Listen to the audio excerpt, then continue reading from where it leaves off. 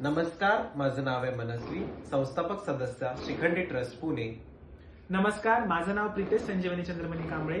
CYDA संस्थेमार्फत LGBTIQA समुदायाच्या सक्षमीकरणासाठी सध्या मी कार्यरत आहे.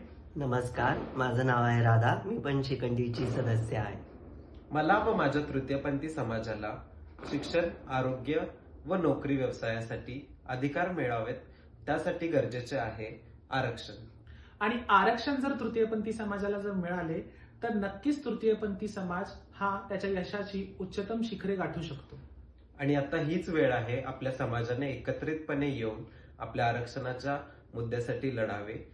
तर सर्वांना निवेदन आहे माझ्या समाजाला की सर्वांनी या पदयात्रेचा एक भाग व्हावा.